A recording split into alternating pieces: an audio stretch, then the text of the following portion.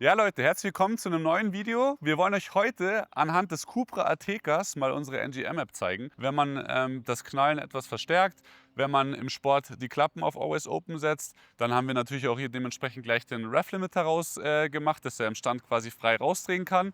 Genau, das Schöne ist, wir haben hier einen Ateka Gen 4, also nicht den Gen 3. Da will ich jetzt auch noch mal ganz kurz drauf eingehen, was sind denn überhaupt da die Unterschiede? Weil die meisten Leute verstehen wahrscheinlich gar nicht, was Gen 4, Gen 3 überhaupt bedeutet. Letzten Endes steht es einfach für den Motor. Also Gen 3 ist die Generation 3 vom EA888 und hier haben wir halt die aktuell neueste Variante, die Gen 4, also Generation 4 vom E888 und der hat natürlich hier schon nochmal ein besseres Leistungspotenzial, weil wir hier einfach nochmal einen deutlich größeren Lader haben, der geil für uns Tuner einen Laderdrehzahlsensor hat. Dementsprechend kann man natürlich super gut sehen, wie hoch der Lader dreht und kann dementsprechend hier im Tuning natürlich auch viel besser feinjustieren. Bei den anderen Modellen, also bei den Gen 3 Modellen, ist es nämlich einfach nur ein Momentenmodell bzw. ein Laderdrehzahlmodell, was dann quasi in der Software hinterlegt ist. Aber das ist natürlich nie zu 100% genau und dadurch ist es natürlich hier bei dem Gen 4 mit dem großen Lader, nicht die GTIs, die haben den leider auch nicht, super geil für Tuner gemacht, da man die Drehzahl vom Lader halt super gut überwachen kann. Genau, wir haben hier den Vorteil, dass wir schon ab Werk, also das Auto ist komplett Bone Stock, hat keine Ansaugung, nichts verbaut, hat halt hier ab Werk eine Akra verbaut, was natürlich dann dementsprechend den Klang auch etwas positiv beeinflussen wird. Trotzdem ist hier natürlich die originale Downpipe verbaut, sprich schön fetter Cut oben. Dann im Unterflur, da das ein 4WD ist, 2 UPFs verbaut. Und das wird natürlich das Ganze auch gut dämmen. Aber ich bin selber jetzt gespannt, wie sich das Ganze anhört. Wir werden euch hier ein paar Varianten vom Knallen vorstellen. Einmal etwas lauter, einmal etwas leiser, kürzer, länger. Mal schauen, vielleicht kriegen wir auch 3 Varianten hin und dementsprechend natürlich auch im Stand zeigen. Das ist im Prinzip heute so das Ziel, damit ihr, falls ihr einen Cupra Ateca habt, euch einfach auch ein bisschen vorstellen könnt, was die NGM-App hier speziell, was den Sound betrifft, ändern kann. Leistungstechnisch können wir jetzt hier leider gerade aktuell bei dem Auto nichts machen, weil der hat einen randvollen Tank mit 95 Oktan und unsere Maps sind ja auch in der Stage 1 sowie in der Stage 2 auf mindestens 98 Oktan abgestimmt. Bedeutet, wir wollen hier jetzt keine Software draufspielen und dann dementsprechend auch Zeiten messen, sowas, weil das machen wir einfach deshalb nicht, weil hier 95 Oktan drin ist. Würde sicherlich bei einem Run funktionieren, aber dementsprechend wäre die Zeit natürlich auch nicht die Zeit, die wir widerspiegeln möchten, weil eben schlechtes Benzin im Tank ist. Genau, ich habe dem Kunden schon erzählt, dass sie dann mindestens 98 Oktan tanken muss, wenn sie eine Leistungssteigerung fahren will und das wird sie dann dementsprechend auch machen. Besser ist natürlich immer noch 100 oder sogar 102 Oktan. Gut, ich würde sagen, wir schauen gleich mal ins Auto rein, fahren dann zu unserer privaten Teststrecke, wo wir euch dann dementsprechend mal 1 bis 3 Soundfiles zeigen können und die unterschiedlichen Setups. Wir blenden euch das natürlich dann auch ein und zeigen, was wir in der App eingestellt haben, damit ihr seht, was für eine Konfiguration gewählt ist.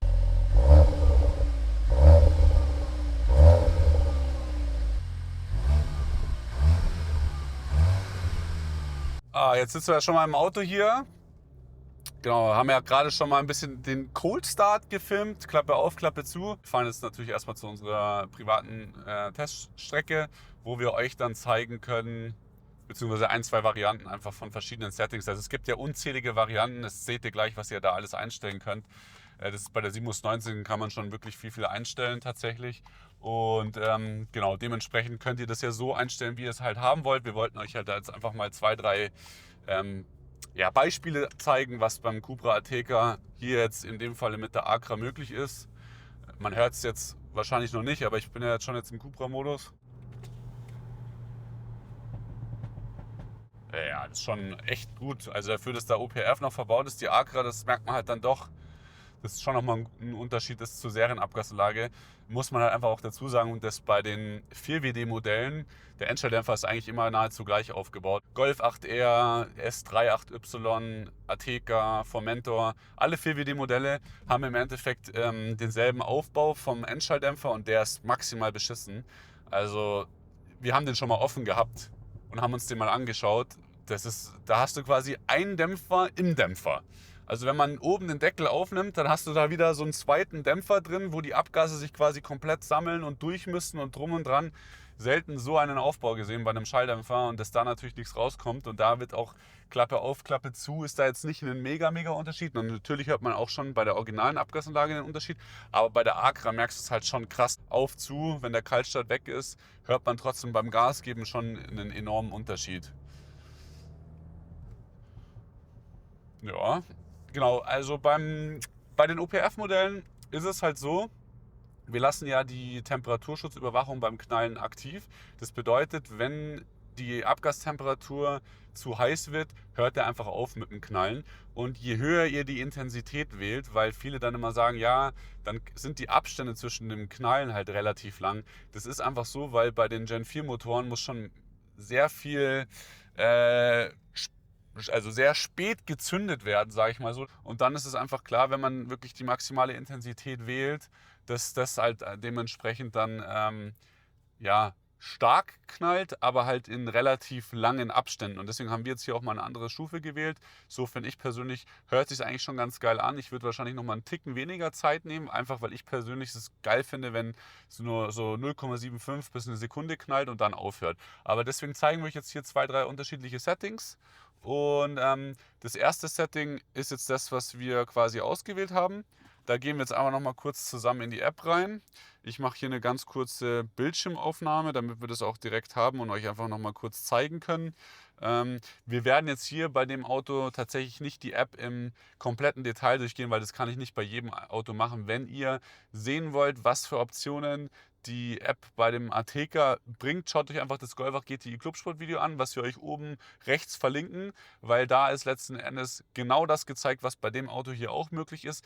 Der Ateca hat genau dasselbe Steuergerät und im Prinzip genau denselben Motor, inklusive Turbolader, ist alles gleich wie beim Golfach GTI Clubsport. Da haben wir die App auch wirklich bis ins Detail erklärt. Also wenn euch das nochmal im Detail interessiert, dann checkt das Video auf jeden Fall ab. Und sonst, wenn ihr jetzt natürlich nur die Beispielvideos haben wollt oder Beispielszenen, die wir jetzt hier drehen, dann bleibt auf jeden Fall hier bei dem Video dabei. Gut, jetzt mache ich mal kurz die Bildschirmaufnahme an. Genau, ja, vielleicht noch ein ganz kurzen Punkt, den ich doch auch jetzt bei dem Auto hier mal erwähnen möchte. Genau, unsere App bietet euch die Möglichkeit auch natürlich bei der All-in-One-Lizenz, dass ihr euer Getriebe mit flashen könnt. Das ist schon sehr wichtig bei den DSG-Fahrzeugen, dass, wenn ihr Tuning macht, das Getriebe eben auch mitmacht. Es gibt ein paar Modelle, da geht es nicht. Wichtig von uns, wir verfälschen die Drehmomentausgabe aus dem Steuergerät, also aus dem Motorsteuergerät, nicht. Was bedeutet das jetzt? Ganz kurz möchte ich das erklärt haben, damit die Leute auch verstehen, was hier Sache ist. Wenn ihr jetzt zum Beispiel hier bei dem Modell eine Stage 1 flasht, wir gehen jetzt hier einfach mal ins Motorsteuergerät rein, dann sehen wir ja natürlich hier jetzt im Prinzip die Stages, die ihr zur Auswahl habt. Also ihr habt hier bei dem Fahrzeug 3 Maps zur Auswahl. Einmal den Originalfall, dann die Stage 1, die bis zu 390 PS und 500 Newtonmeter macht und dann eben die Stage 2, die bis zu 440 PS und 570 Newtonmeter macht. So, die Drehmomentfreigabe oder beziehungsweise das Drehmoment, was hier angegeben ist, das bekommt ihr nur dann, wenn ihr eben auch erfolgreich euer Getriebe optimiert habt. Das bedeutet halt hier in dem Fall, gehen wir nochmal ganz kurz zurück, haben wir hier ja nur eine Stage bei den Simus 19 Modellen, weil eine Stage 1 in dem Fall gar keinen Sinn macht. Und deswegen haben wir hier nur die Stage 2. Da wird letzten Endes die Drehmomentbegrenzung aufgehoben, die im Steuergerät, im Getriebesteuergerät verankert ist. Und dann machen wir auch hier, erhöhen wir den Kupplungsdruck und verkürzen die Schaltzeiten, plus dass wir im Sportmodus die Schaltlogik etwas verändern, sodass er einfach unserer Meinung nach flüssiger schaltet, besser schaltet. Genau, und zu anderen Zeitpunkten halt einfach schaltet, sodass das mit der Motorsoftware einfach besser harmoniert.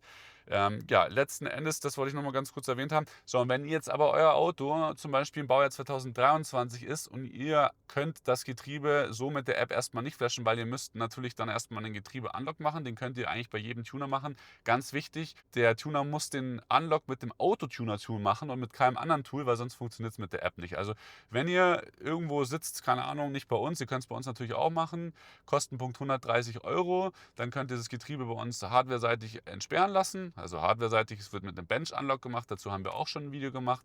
Und sonst könnt ihr das auch bei allen anderen Tunern machen, die eben über ein Autotuner-Tool verfügen. Bench-Unlock machen und dann könnt ihr im Nachgang einfach mit der App flashen. So, was ich jetzt noch kurz sagen wollte ist, genau, wenn ihr den Unlock nicht drauf habt und ihr könnt quasi das Getriebe nicht flashen und fahrt mit einer originalen Getriebesoftware, dann habt ihr es einfach so, dass ihr nicht das volle Drehmoment erreichen wird, weil wie gesagt, wir verfälschen die Drehmomentausgabe nicht. Das bedeutet, da wo das Getriebe die Drehmoment-Freigabe hat, und das ist bei dem Steuergerät so circa bei 450 bis 460, was in der Realität ungefähr dementsprechend entspricht. Also macht euer Auto halt dann nicht mehr als 460 Newtonmeter. Obwohl ihr theoretisch in der Stage 1 auch 500 Newtonmeter fahren könntet, kommen die 500 Newtonmeter aber nicht ganz an, weil eben das Getriebe reinregelt und im Prinzip euch davor bewahrt, dass das Getriebe kaputt geht. Deswegen gibt es ja auch eine Drehmomentbegrenzung. Wenn nämlich die Kupplungsdrücke nicht angepasst werden, dann ist es halt so, dass das Getriebe bis maximal 460 freigibt und würde dann, wenn wir auch die 500 auf Dauer fahren würden, würde das Getriebe über die Zeit kaputt gehen. Bei dem einen hält es 40.000 Kilometer, bei dem anderen 100, bei dem anderen aber auch nur 10. Das kommt dann natürlich immer ein bisschen auf die Fahrweise drauf an. Und deswegen sagen wir halt, okay, wir wollen das nicht riskieren, weil unser Ziel, das will ich auch jetzt hier nochmal betonen, ist nicht, dass die maximale Endleistung existiert, sondern wir wollen, dass im Prinzip jeder Kunde, egal ob er mit Tuning affin ist oder nicht, die App nutzen kann. Also dass die ist auch wirklich für einen Laien geschrieben und dementsprechend einfach lange Spaß mit dem Auto hat. Also das ist das, worauf wir am meisten Fokus setzen, dass das Ding natürlich schon gut nach vorne geht, richtig viel Spaß macht, aber halt auch dementsprechend lange hält. Das ist das, was ich jetzt nochmal hier kurz an der Stelle sagen wollte. Und jetzt habe ich auch schon wieder genug geredet. Jetzt gehen wir rein in die Soundfiles. Genau, jetzt wollte ich nochmal kurz hier was wir jetzt eingestellt haben, damit ihr das nochmal kurz seht im Schnelldurchlauf. Genau, jetzt wählen wir hier nochmal kurz die ECU aus. So, jetzt sind wir hier in der Konfiguration. Jetzt gehe ich einmal noch mal ganz kurz mit euch durch, was wir hier jetzt eingestellt haben. Also wir haben die Start-Stop auf Last Mode gesetzt. Die wichtigste Einstellung, vor allem jetzt für das Video hier eben, ist, dass wir die Crackles, also die Pop-and-Banks, euch nochmal kurz zeigen. Wir haben jetzt die Dauer auf 1,25 Sekunden gesetzt. Ist mir, wie gesagt, schon fast einen Ticken zu lang. Wir lassen es jetzt aber trotzdem einfach mal so. Dann die Intensität haben wir jetzt hier auf Stufe 5 gesetzt, von maximal 7. Um einfach euch mal kurz demonstrativ zu zeigen, wie sich das anhört. Und die Start- und Enddrehzahl haben wir jetzt einfach mal so gelassen, wie das Default-Setting ist. Also sprich 1000, ab 1000 fängt er an zu knallen und ab 7000. Das verändern wir nachher jetzt auch noch mal ganz kurz, um euch einfach auch zu zeigen, wenn man hier zum Beispiel jetzt 3500 Umdrehungen einstellt, dann knallt er halt nicht unter 3500 und dann könnte ich hier noch auf 5500 einstellen, die Enddrehzahl. Dann würde er jetzt hier mit den Einstellungen zwischen 3500 und 5500 knallen. Drüber nicht und drunter nicht, genau. Aber das lassen wir jetzt einfach noch mal so, wie es ist. Ich würde sagen, dann steigst du jetzt mal eben kurz aus und dann fahre ich jetzt einmal die Straße hoch und runter, damit ihr mal das Setting, was wir euch jetzt hier gezeigt haben, auch auf Video zeigen können.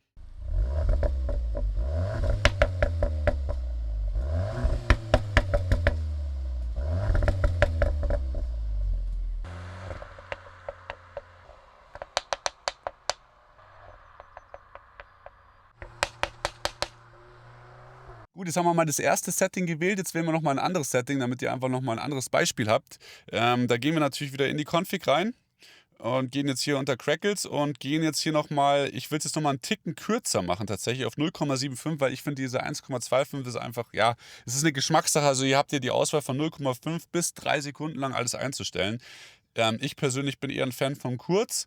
Von der Lautstärke her fand ich es jetzt persönlich eigentlich schon top. Ich will auch nochmal hier ganz kurz an alle Leute appellieren. Natürlich geht das Ganze schon auf den OPF und auf den Cut, wenn ihr es übertreibt. Wie gesagt, man hat es vorhin auch vielleicht auf dem Video schon gehört, ich habe runtergeschalten, dann hat er nichts mehr gemacht, weil eben auch das Limit der Abgastemperatur schon erreicht war. Dementsprechend, ich gehe jetzt mal eine Stufe noch weiter runter auf 4. 5 hattet ihr jetzt gerade, jetzt gehen wir nochmal auf 4 runter, weil hier haben wir, wie gesagt, originale Downpipe verbaut, originale OPF, originaler Cut. Da passiert jetzt nichts, wenn ihr es einmal kurz macht, aber wenn ihr natürlich auf Dauer das immer auf maximale Intensität stellt, dann kann es unter Umständen schon zu einem Cut-Schaden kommen. Gehen jetzt mal hier von der Drehzahl nochmal auf 2000, auch wenn es jetzt auf dem Video tatsächlich wahrscheinlich der Unterschied nicht hörbar ist, aber und hier oben auf 6500, weil so hoch drehen tue ich das Auto jetzt aktuell eh nicht. Genau, aber das sind jetzt mal nochmal die Einstellungen. Wie gesagt, die zwei primären, die ihr jetzt auf dem Video hören werdet, wird die Kürze sein, also 0,75 und wir haben jetzt nochmal eine Stufe runtergedreht an Lautstärke, weil es doch jetzt schon mit der Stufe 5 eben mit der Acro auch schon echt gut hörbar war. Gut, dann Genau, das zeigen wir jetzt euch auch noch mal ganz kurz. Ich habe ja die Klappen im Cupra-Modus sind die ganze Zeit offen und, in der Drehzahlbegrenzer im Stand ist aufgehoben. Das zeigen wir euch jetzt aber auch noch mal ganz kurz auf Video, damit ihr seht, dass das auch wirklich funktioniert. Genau, jetzt flashe ich das Ganze. Wir gehen jetzt hier einfach in die flashen den originalen Datensatz noch mal drauf, also mit originaler Software sozusagen, keine Leistungssteigerung und, dementsprechend dauert der Flash jetzt auch nur so circa, ja, 40 bis 60 Sekunden, aber was auch noch vollkommen legitim ist. Genau, ihr müsst aufgrund des SFD-Schutzes immer die Motorhaube entriegeln. Das heißt nicht, dass ihr sie komplett aufmachen müsst. Wir haben jetzt hier, wie gesagt, auch noch einen kurzen Flash. Die Batterie ist bei dem Fahrzeug auch super gut. Das hatte ich vorher extra noch überprüft. Haben eine Bordspannung von 12,1 Volt gehabt. Von da brauche ich jetzt in dem Fall hier kein Ladegerät. Trotzdem, das ist auf eigene Gefahr. Ich empfehle immer ein Ladegerät, auch wenn es nur ein kurzer Flash ist. Speziell aber beim ersten Flash, also beim Unlock, bitte immer ein Ladegerät dranhängen. Dementsprechend, dass einfach euch die Spannung nicht unterm Flash abbricht. So, jetzt haben wir schon 50%. Wir spulen den Rest mal vor. Und dann habt ihr auf jeden Fall auch mal gehört und gesehen, wie sich das Ganze an einem Cupra Ateca Gen 4 anhört. Bei dem Gen 3 hört sich das Ganze wieder etwas anders an, weil ihr habt natürlich auch einfach ein anderes Steuergerät. Das ist eine Simus 1810 und nicht eine Simus 19. Also ein Simus 19 ist einfach das neuere Modell. Und werden auch sicherlich hier nochmal einen Gen 3 irgendwann ranholen. Vielleicht da auch mit einer anderen Abgasanlage, Klappenabgasanlage. Gerne, wenn ihr ein Auto habt und ihr habt Bock, dann schreibt uns gerne eine DM oder auch eine E-Mail, sonst auf Instagram gerne. Da sehen wir eigentlich alles relativ schnell und dann können wir da vielleicht auch nochmal ein Video mit euch starten. Gut, jetzt haben wir es geflasht. Flash ist durchgelaufen. Ganz wichtig jetzt in dem Fall immer erst die Zündung ausmachen, damit der Fehlerspeicher gelöscht wird. Und jetzt können wir das Fahrzeug wieder starten. Genau. So, jetzt mache ich noch die Motorhaube zu und dann geht es in die nächste Aufnahme.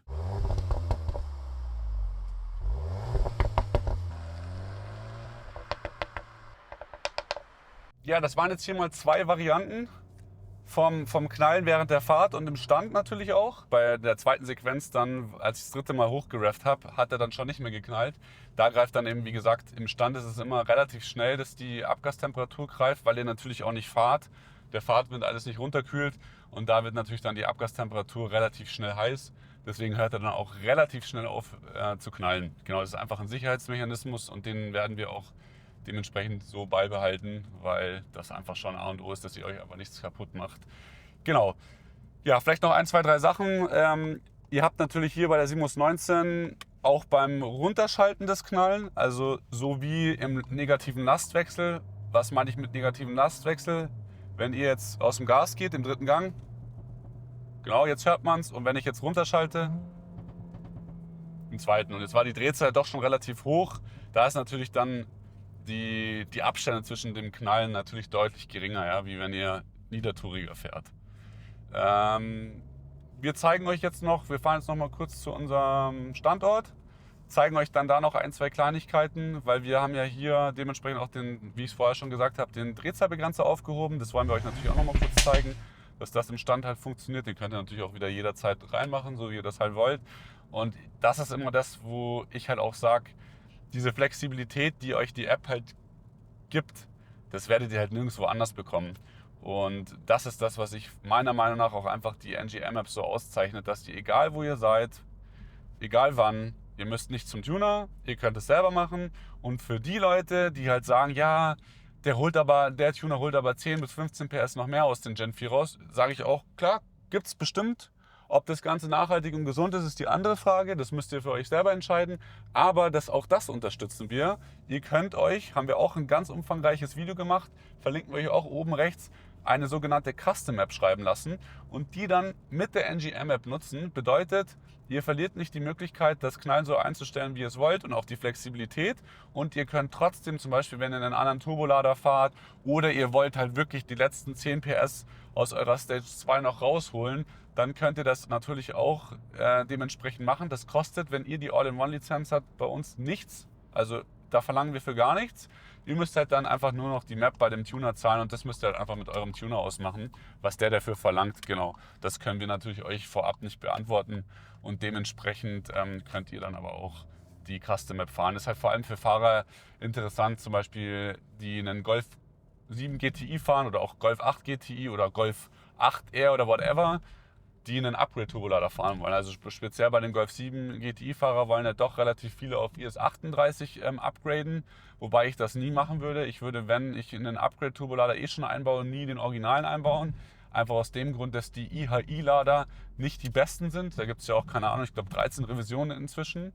Ich würde dann halt einfach einen Lader nehmen, der eine verstärkte Rumpfgruppe hat, damit ihr nicht diesen das Standardproblem habt von dem Lader, dass die Abgaswelle reißt. Ja? Also das ist ja so das Standardproblem, wird natürlich dann auch immer auf schlechte Software geschoben, machen die Dinge aber auch alle in der Serie. Also ich kenne so viele Golf 7R sowie GTIs, die auch ohne Software, also mit Seriensoftware, einen Abriss der Abgaswelle hatten, wo dann im Endeffekt die Turbine letzten Endes einfach in den Cut reingefallen ist. So, jetzt sind wir hier bei uns angekommen. Jetzt wollen wir euch noch mal ganz kurz zeigen. Wir haben ja den Standdrehzahlbegrenzer auch aufgehoben, dass das natürlich auch funktioniert. Halt mal die Kamera drauf. Wir stehen, sieht man hier an der 0 km/h. Genau, jetzt sind wir hier im Komfortmodus. Jetzt drive ich einfach mal hoch. Ich bin jetzt nicht derjenige, der das unnötig die ganze Zeit macht, aber ihr seht, dass die Begrenzung bei 3750 Umdrehungen raus ist. Genau, also man kann natürlich auch im Stand das Knallen provozieren. Da gehen wir jetzt einfach mal hier in die S-Gasse, und wenn ich jetzt quasi in P dann zurückgehe, habt ihr halt auch das Knallen. Genau. Also im Endeffekt ist das vielleicht auch nochmal ganz wichtig für euch. Und zwar, das Knallen ist natürlich schaltbar. Sprich, wenn ihr in der Getriebegasse D seid, dann habt ihr kein Knallen. Wenn ihr in der Getriebegasse S seid, dann habt ihr Knallen. Genau. Und dementsprechend so, wie ihr es halt einfach in der App eingestellt habt. Ja, ich würde sagen, dann war es das auf jeden Fall auch jetzt mal so vom Cupra Ateca. Wenn ihr Ideen habt bzw. Vorschläge habt, was wir in die Videos gerne einbauen sollen, was euch bei der NGM-App noch interessiert, dann haut es gerne in die Kommentare rein. Wir versuchen das dann auch bei den nächsten Autos umzusetzen. Unser Ziel ist es wirklich, dass wir jetzt von jedem Auto, was wir über die NGM-App anbieten zum Tunen, dass wir das eben auch hier auf dem Kanal zeigen, um dann dementsprechend eben wirklich bei allen Autos einfach ein Vorführvideo, nenne ich es jetzt einfach mal, um euch dann auch die Entscheidung abzunehmen bzw. zu erleichtern, wenn ihr halt Interesse an der App habt, diese dann eben auch zu kaufen. Weil ich denke mal, es ist schon angenehm, wenn man halt sieht, wie hört sich das Auto an. Klar, es ist nicht möglich, alle verschiedenen Kombinationen darstellen zu können, weil ganz klar eine Downpipe oder eine Abgasanlage beeinflussen natürlich extrem den Sound auch vom Knallen. Das muss einem halt einfach bewusst sein. Aber nichtsdestotrotz, denke ich mal, bietet es dann schon gewisse Grundidee, wie sich das Auto letzten Endes einfach anhört. Und das ist das Ziel. Und als nächstes Auto haben wir einen RS38Y, den wir dann dementsprechend auch mit der App flashen und euch dann zeigen, was da halt knalltechnisch aktuell möglich ist. Gut, dann hoffe ich, euch hat das Video gefallen und wir sehen uns bei dem nächsten Video wieder. Bis dahin, ciao, ciao!